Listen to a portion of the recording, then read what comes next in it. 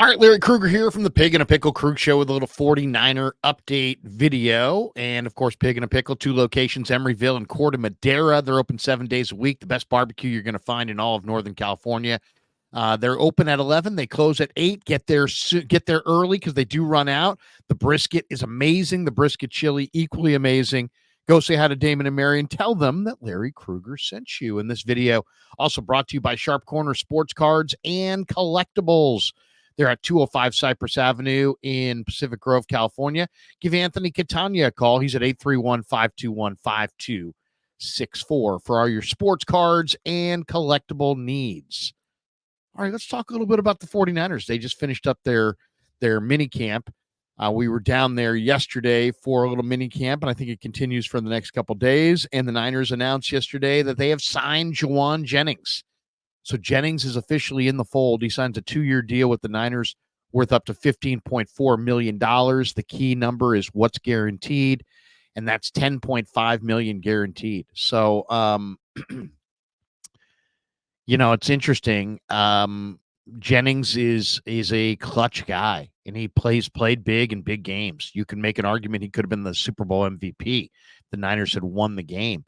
Mayoko weighed in on Jennings' extension and how it impacts the Niner wide receiver room. He said, now that we know Jauan Jennnings is going to be with the club through 2025, now that we know that Ricky Pearsall is going to be with the club for 4 years, at least it really kind of crystallizes, in my mind anyway, that Deebo Samuel, Brandon Aiyuk will not be around here for the long term together. I don't think they can keep Deebo Samuel through the entirety of the contract if you're able to sign Brandon Aiyuk to a long-term extension this offseason.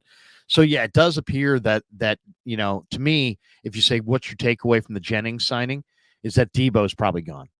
Deebo at the end of the year. They're not going to trade him now. They'll wait till the end of the year. But I do think he'll be gone. Now, I don't want to see him gone because I think he's a key guy. He's a tone-setting player. He's incredibly physical. He's unique. He's a one-of-one in many ways. But if you said, what's your primary takeaway from Jennings signing kind of a reasonable 2-year deal, is that they're going to go with Jennnings, they're going to re-sign Aiyuk, and they're going to say goodbye to Deebo Samuel. And it's nothing about Deebo. It's everything about you can't, in a salary capped era when you're paying your quarterback $50 million, you can't be paying $50 million in receivers, especially on a kind of a run-oriented type offense. And that appears to be what the Niners have been and will continue to be. So good news for the Niners is they got Jennings signed. He was restricted. They had placed a second-round tender on him. I don't think anybody really thought anybody was going to come sign him. 1, because the Niners have the right to match, and 2, because if you don't match, you get a second-round pick.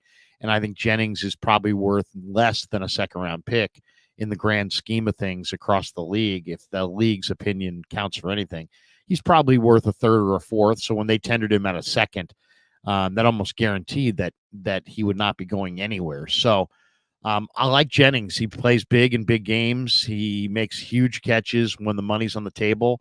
He's a money player. I don't care what he runs. I don't care what his workout numbers look like.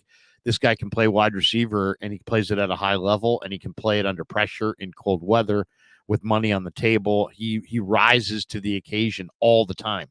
So, yeah, great signing for Jennnings. Now the question is Aiyuk. Now, I'm just reading Nick Wagner's piece on ESPN.com. He thinks the Aiyuk contract does get done, but doesn't get done until probably late this summer, which is probably, that according to how the Niners have dealt with things in the past, if you're just reading the tea leaves on how they've dealt with contract holdouts in the past and tricky extensions, they've waited. So hopefully they won't wait until 5 days before the opener like Nick Bosa. Hopefully they'll get him in there sooner because I think he needs some camp. But I would say the soonest you're going to see Aiyuk, signed is probably the middle of July, maybe third week in July. That would be my guess. Now, he also goes into Charvarius Ward, who's looking for a new contract as well.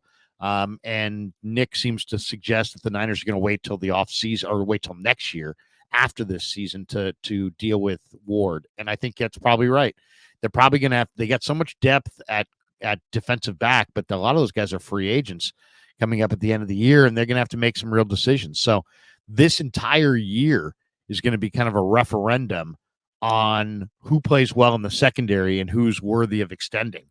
And how you play this year will determine whether or not you get that extension. And Mooney's one of those guys on that list. I think the Niners are going to take care of Lenore first, but then Mooney is on their list. And now, will they take care of him? Can they afford to? With Purdy making $55 million or whatever he's going to make, and a really loaded roster full of stars, can they afford to have Mooney and Lenore? We're going to find out. But I think Renardo Green in round 2 was a little bit so that they would have more depth at that position, and they do have tremendous depth there. We'll see how it all plays out, but there's a number of guys that are free agents at the end of the year in the secondary, and this year will be a huge year for all of them. Now, Mayoko also weighed in on Niner rookie wide receiver Ricky Pearsall. He says, my first impression is the same as my second impression, which is that Ricky Pearsall and Brock Purdy look pretty good working together on the field. Pearsall looks like he's going to make an impact year 1. There's no question that the Niners really went 2 for 2 on these receivers. They got a player in Pearsall that can create separation, and then Purdy's got the kind of timing, and if they can get in the kind of rhythm together, it's you don't have to separate all for the entirety of the route. If when you do separate, your quarterback can stick it right in there. And that's what I think, will happen over time, is that Pearsall and Purdy will get on the same page. Pearsall will be able to free himself up and in the short and intermediate range, and then Purdy's going to stick it right on his hands. And then as far as the biggest play of minicamp, it was clearly Brock Purdy with a deep crosser to Jacob Cowing. And Cowing's got the ability to separate vertically, and Purdy loves to attack down the field, and he loves the middle of the field. So get ready to see, and you saw Cowing go after that ball with total aggression. He rose up in a crowd and made the catch. He's already proven himself to be trustworthy to Brock. So to me, get ready for, Brock to Pearsall, in the middle of the field, Brock to Cowing in the deep middle. I think you're going to see those two guys step up and really make plays. Why? Because I think they're both young receivers. A lot of times young receivers struggle, but they're young receivers that have ball skills and route running ability, and they've earned the trust of their quarterback. When you do that, you're getting the ball. And, Brock plays with that, throws with accuracy and plays on time. And these guys are going to love a quarterback that throws with accuracy and plays on time, because that means every time they free themselves up, the ball's right there. Pearsall is going to do his incredible footwork in the middle of the field. He's going to flip his head, and the ball's going to be on his hands. Cowing is going to run that deep crosser in the middle of the field. He's going to gain separation, and Brock's going to see that, and he's going to throw it. And that kid's going to have a chance to make plays. So, to me, the one thing that is abundantly clear is that not only is Cowing a really good receiver with 4.38 speed, not only is Pearsall a really good receiver with route running ability, they're a perfect fit for this quarterback and what he likes to do. He likes to throw it in the middle of the field, short, intermediate, and deep. And now he's got middle of the field weapons who, specialize in, Pearsall in the short and intermediate, Cowing deep. So I think Purdy's going to love these two new receivers, and it should add a level of dynamic big play ability to the Niner receiving core that they really haven't had at any point. So another interesting one is Emmanuel Sanders went on with Kay Adams and was talking about Brock Purdy. Now, Purdy's being ranked number 13 overall in the Pro Football Focus quarterback rankings. And Emmanuel Sanders says, man, I don't think that's a fair spot as far as Purdy. He says, I just don't understand why people keep sleeping on him. I was talking to Debo last year just about Purdy, and I said, man, what's it like? What is it about Purdy? And he said, you should see him in the huddle. He comes in the huddle and plays with a certain confidence. He comes in, he believes, he makes other guys believe. Keep sleeping on Purdy. He's going to prove them wrong. Yeah, I mean, why do people keep questioning Brock Purdy? I just think because, they've got a limited sample size. It's like, what do you know about pro football? Well, if all you can do is compare him to Jimmy Garoppolo because you've been watching pro football for 45 minutes, Well, Jimmy Garoppolo started fast and got worse. And if you're a Niner fan and you're, let's say, a 15-year Niner fan and you haven't watched a lot of other football and you've watched Jimmy and Kaepernick, you've now seen two quarterbacks who started out fast and kind of petered out. So there's this kind of concern that a lot of Niner fans have that, like, should we believe in Brock because we believed in Cap and he let us down? We believed in Jimmy. He let us down. Those guys are the exception, not the rule. Most quarterbacks continue to get better and better and better. There's very few that start off really, really hot and then peter out. And you can debate as to why that happened for Kaepernick and Garoppolo, but Purdy's going to get nothing but better. He's going to get better and better and better and better. Now, eventually he'll lose some of his quickness and he won't be able to escape as well and so on and so forth. And there might be some regression there, but we're talking about year 5, 6, 7 down the road when he's starting to approach his 30s. Right now he's in his early to mid 20s and he's in year 3 of a very complicated offense that saw Matt Ryan go from pretty mediocre to the league's MVP from year 1 to year 2. Purdy's had year 1, then he had kind of year 2, but he didn't get an off season. This is the first off season. I expect him to up his game significantly. So, the people who said that Purdy couldn't get better from year 1 to year 2, they were wrong. And now the people who think that Purdy can't get better from year 2 to year 3, they're really, really wrong. And when it comes down to it later this year and everybody sees that this is an ascending football player who's still continuing to get better, that's when I think he'll start to get his true respect. He's always going to be disrespected because he's a 6'1" guy with kind of narrow shoulders. And, we're a 6'5" guy, we're looking for the 6'5" guy with the broad shoulders. And he's a 6'1" guy with kind of narrow shoulders. So he really doesn't fit.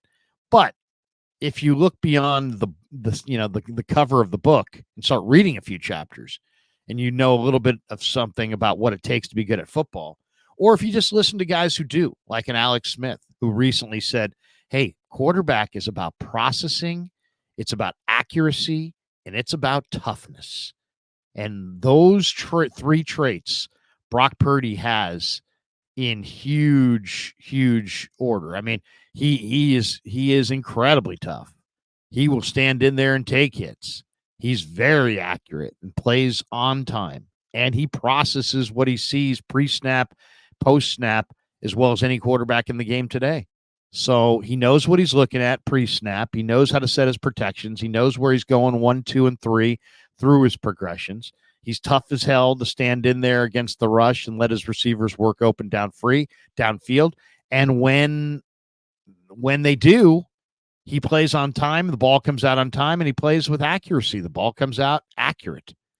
So you can talk about all these other things, but the things that matter are toughness, accuracy, and processing. And that's what Brock Purdy has. So he's going to continue to get better. And as far as Sanders saying, why does he continue to get, kind of minimized and people just don't really believe in Brock? It's just because we're a visual society, and you look at him and you say, doesn't look like much. Kind of narrow shoulders. I'm looking for 6'5", he's 6'1". He doesn't.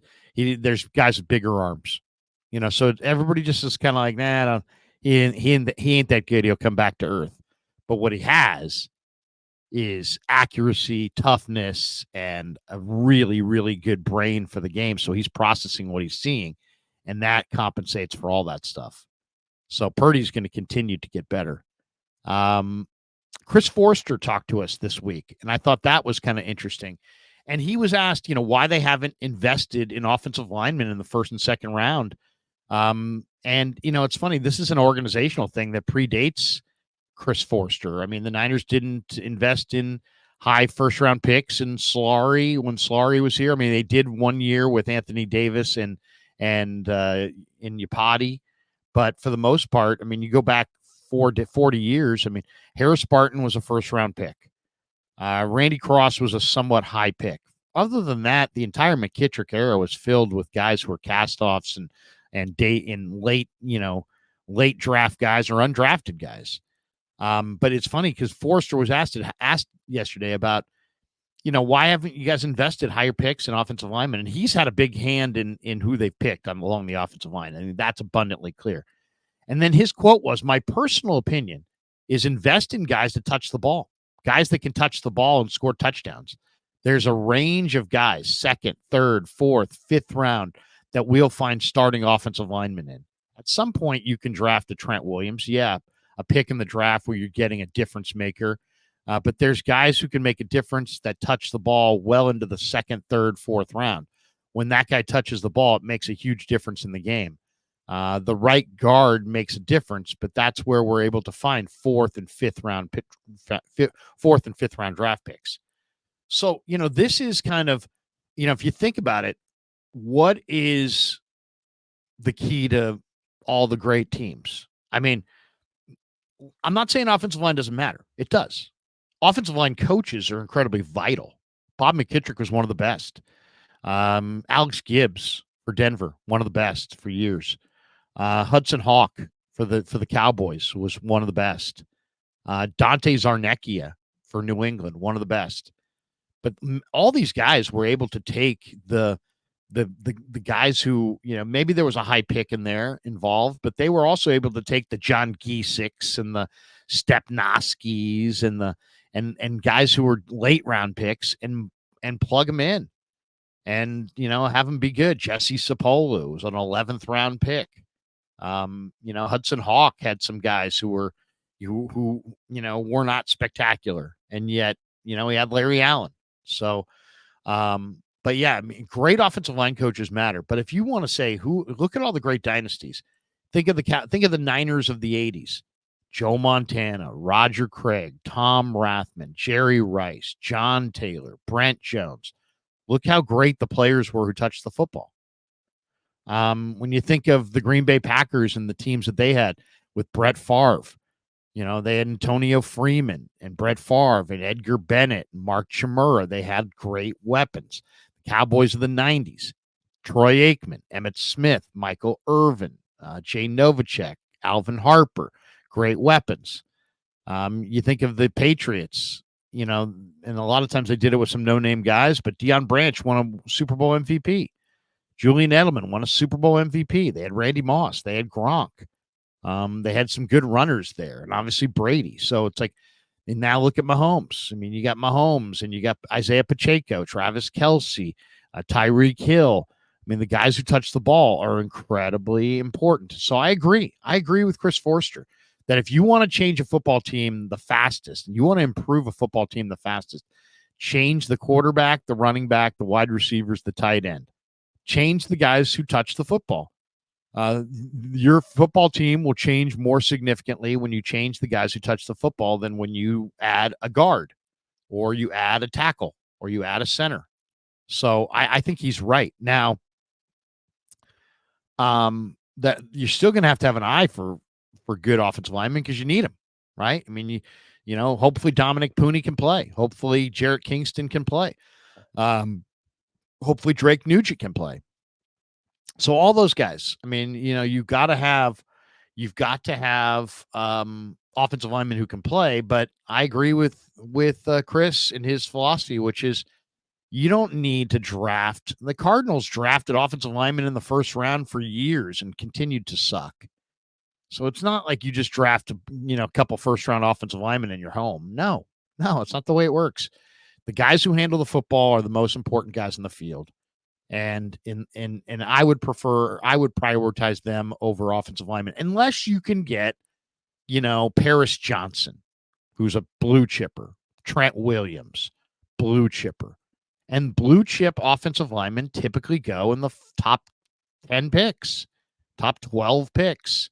The Niners haven't been in the top 12 picks in a long time outside of Trey Lance. So, so I agree. I agree with Forster that you improve quicker by getting skill position guys. But then hopefully he's landed a couple good offensive linemen in Dominic Pooney and Drake Nugent after the draft and Jarrett Kingston late in the draft. And he did tell us that Pooney, even though Pooney's versatile and can play multiple spots, they've been playing him at right guard. So I would expect the biggest competition maybe in camp this summer is going to be right guard between Spencer Burford, John Feliciano, and Dominic Pooney. And I think there's a very good chance that Pooney could wind up winning that job this summer. So that definitely is something to look for. Pooney playing, he can play everywhere. He played center at the Senior Bowl in Mobile, but when it came time for him to play, guard, center, or tackle for the Niners, they like him at guard, and specifically they like him at right guard because I think they look at him as a guy who potentially can step in at right guard and start right away. Another topic I want to hit on here in this update, and I'm going to share the screen on this one. This is Logan Ryan. And I thought Logan Ryan had a great comment yesterday. But Logan Ryan's talking a little bit about, this guy played 11 seasons with the Pats, the Titans, the Giants, the Bucks, and finished with the Niners. Listen to what he had to say here. This, to me, is really revealing. Here's Logan Ryan, a guy that I talked to a couple times last year, and, was just finishing up a very good career in the NFL with the Niners. Didn't necessarily play great football, but he helped him out in a couple games for sure. Here he is talking about Brock Purdy and the Niner culture. I walked in on a Tuesday, typical NFL off day. You might have a handful of players in there on an off day. I mean, some guys get out the building because they're there 6 days a week. Maybe 10 guys there on off day, guys who need treatment, guys who are banged up. I say they probably had 30, 40 guys in the weight room working out, all the stars in there working out. I haven't seen anything like that since a couple of New England years was like that. Brady in there and everyone following suit. So Purdy was in there rolling out. Christian was in there squatting. Bosa. Everybody was in there. And I was going for a tryout. I was coming off the cruise, just trying to try out. And I did well enough. Like, you make the team? I said, I think so. And then like 2 weeks later, I'm starting. But I was in there with them every Tuesday as well. So I was like, man, I remember telling my parents and my wife, I'm like, this team's gonna be a special team. Yeah, there you go. Just, talking a little bit there about the Niners culture. And, here's the thing. There's an awful lot of people that are big Niner fans. They, and they've now grown to like Purdy. Maybe they didn't think Purdy was the guy, but now they do. But now there's this little cottage industry of let's go with the emperor has no clothes and Shanahan somehow sucks. Well, and I always push back on this, one, because of the results, right? Look what the Niners were under Jim Tomsula. Look what the Niners were after Jim Harbaugh and pre-Kyle Shanahan. Look what they were under Chip Kelly. Look how bad they were. Look at all the media leaks and all the different bad vibes around the team. And now look what they've done since Shanahan has shown up in 2017. They've been to 2 Super Bowls. They've been to like 5 NFC championship games. They've been a consistent team. Now, you take away the Chiefs, and the Niners are the dynasty of this era. The Chiefs obviously wear that mantra because they've won those 2 Super Bowls, and rightfully so. But, I mean, the Niners are right there on their heels as far as the best teams in this era based on results. So, based on results, I think you've got to, give Shanahan his. But what Logan Ryan just said there is really the other part that I always evaluate with head coaches. How much effort do you see? Do guys get hurt and come back late in the year? Or do guys come hurt and just stay on the injured list all year? For the Niners, for the most part, guys come off the injured list and get healthy and come back and play. When you watch them, they bring effort and energy in almost every single game. And you just heard it there from a veteran who's been around the league for over a decade. He's like, usually there's 5-10 guys in the weight room, this and that. There was 30 or 40 guys working out, including all the stars. So the Niners have a great culture. And that, you can sit there and, rip Shanahan for not being Andy Reid and rip Shanahan for not getting it done and making some bad decisions in the playoffs and Super Bowl. And all of it's fair to some degree. But if you really think about it, there's 2 things that you should care about. Is the team winning? And they are. Outside of Kansas City, nobody's winning more.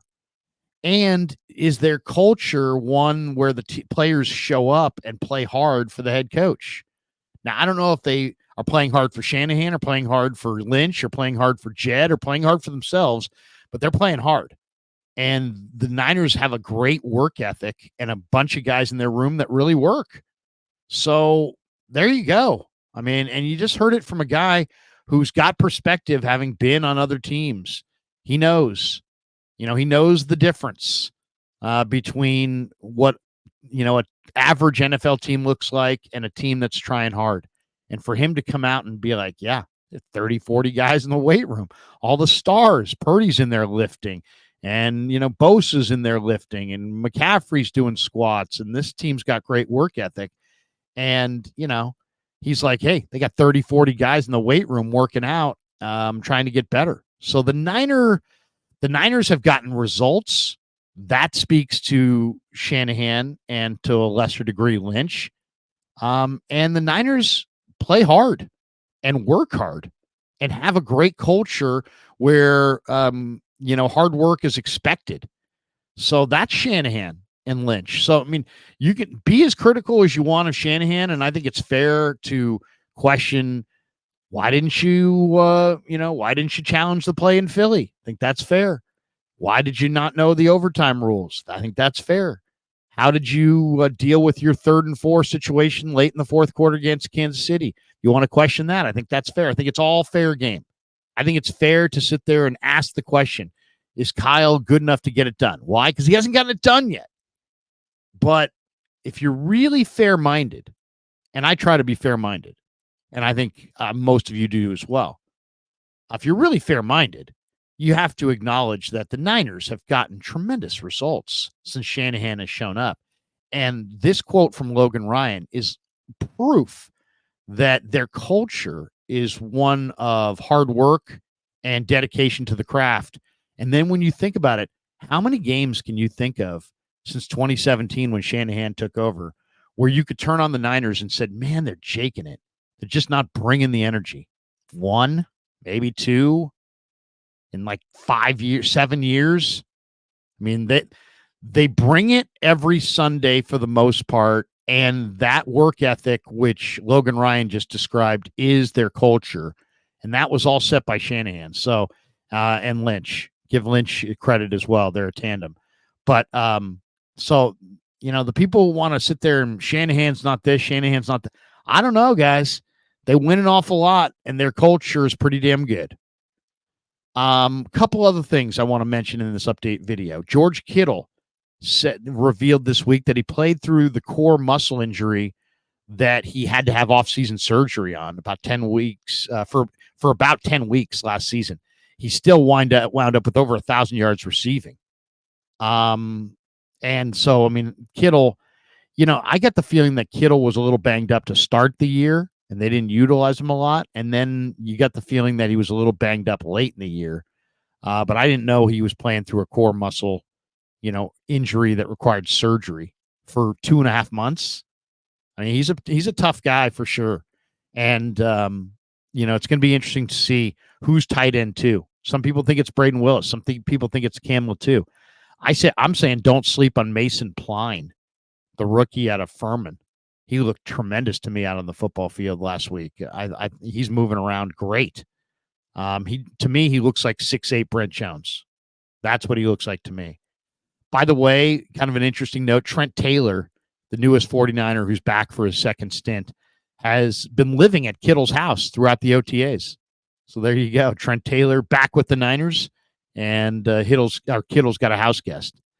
One other guy that really is impressive, I think, in these mini camps is Drake Nugent, the rookie center who started at Stanford and finished at Michigan.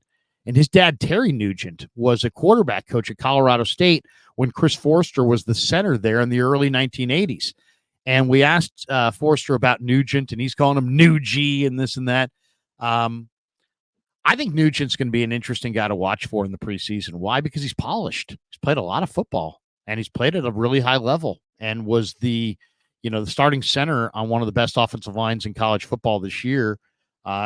Two-time captain with Stanford, very, very smart guy, son of a player. So he's second-generation football player, usually has even more smarts. But that would be the guy outside of, obviously Dominic Pooney and Jarrett Kingston, who were drafted. I would say Drake Nugent might be the undrafted guy to really keep your eye on. The other guy that kind of opened my eyes was number 60, and that's Evan Anderson, who is at 315 pounds and looking really, really explosive at that weight. So, there was a lot of good things from the OTA practices that, I wanted to mention as well. We saw Ricky Pearsall made a handful of really, really nice plays. Brandon Allen threw an interception that Darrell Luter Jr. Picked off. If there's one guy that to me looked like, whoa, look at that guy on defense, it was definitely Darrell Luter Jr. Big, fast, rangy. He's going to take it to a totally different level this year. He played nothing but press man at South Alabama and then got hurt, then played late in the year but didn't get into a rhythm. He just looks like watch out. Like watch out. Luter, if you didn't know any better, you'd think you're watching Mooney Ward. I mean, he's big and rangy and cocky and confident. He looks great. He really looks great. Demetrius Flanagan-Fowles also had an interception in the workout. Fowles is up for a very competitive summer, trying to keep a roster spot in a room that has a bunch of young, talented guys. We didn't see Fred Warner on the field. He was watching in sweats. Once Jacob Cowing, I already mentioned this before, but Jacob Cowing had a tremendous catch on a deep crosser. And I thought that was one of the better plays that I saw. There was a lot to like. There was a lot to like at 49er rookie minicamp for sure. And to me, that deep cross from Purdy to Cowing really stood out. I mean, that was a nice, really nice post pattern. If you want to call it a post, to me, it looked more like a cross or an over route. But either way, it was Cowing separating in the middle of the field in the deep quadrant and Purdy aggressively putting the ball right on him, and then him rising up in a crowd and elevating over everybody, coming down, taking a hit and hitting the ground. I mean, it was just the kind of thing that you could potentially see an awful lot this year. All right, that does it for our 49er update video. Pretty good minicamp all the way around. No major injuries to report on. Cowing and Pearsall looking really good. Evan Anderson definitely showing quickness that I didn't think he had. I even thought Jalen Graham was flying around there, a little bit at linebacker. And to me, I can't wait to see what he looks like this summer. But thanks to Pig and a Pickle for being the title sponsor of the Krug Show. Thanks to Sharp Corners, Sports Cards, and Collectibles for sponsoring this video. Thanks to all of you guys for supporting the Krug Show on YouTube.